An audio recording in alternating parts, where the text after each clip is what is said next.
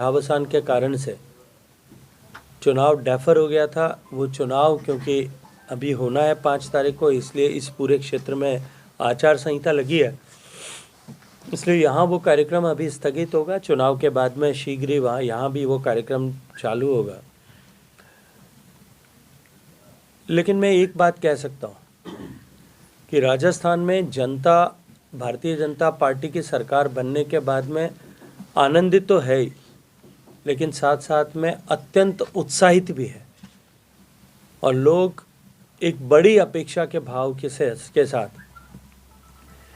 कि सुशासन स्थापित होगा, कानून का राज स्थापित होगा, भ्रष्टाचार मुक्त शासन स्थापित होगा और राजस्थान जिस तरह की राजस्थान की क्षमताएं हैं, जो राजस्थान की कैपेबिलिटीज़ हैं, जो राजस्थान की कैपेसिटीज़ हैं, उनके अनुरूप विकास करते हुए राजस्थान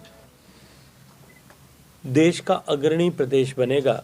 और इस विकसित भारत बनाने के संकल्प में राजस्थान डबल इंजन की सरकार के साथ में देश का ग्रोथ इंजन ऐसा बन सके, इस दृष्टिकोण से काम किया जाए। और मुझे पूरा भरोसा और विश्वास है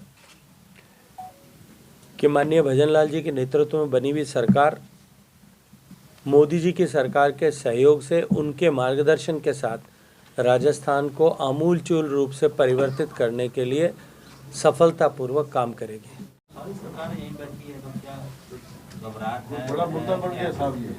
देखिए, भारतीय जनता पार्टी में हम किसी भी चुनाव को गंभीरता के साथ में लड़ें, ये हमारी पार्टी के वरिष्ठ नेताओं ने हमें सिखाया है।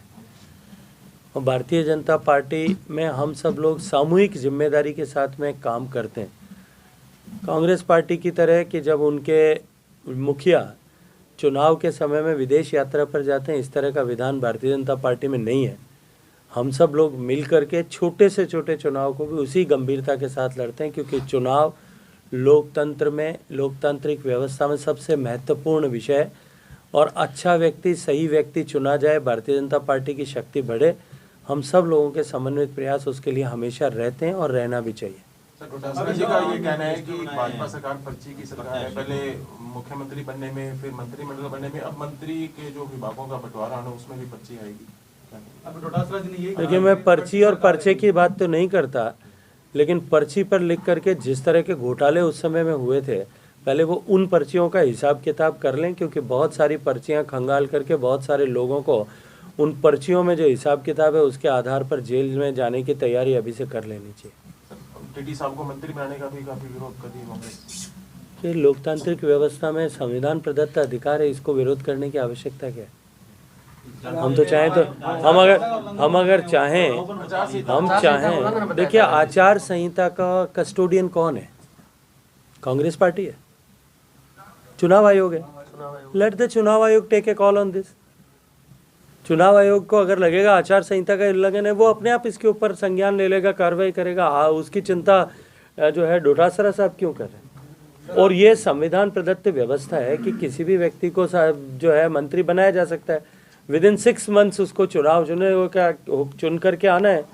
अगर भारतीय जनता पार्टी का शीर्ष नेतृत्व तय कर दे, हम सोडी साहब को मंत्री बना देंगे, 6 महीने बाद देखेंगे उसके बाद कहाँ से इनको चुनाव लड़ाना है। आपके कानून की वजह से सारी सड़कें सुननी पड़ी है, यात्री पूरी तरह से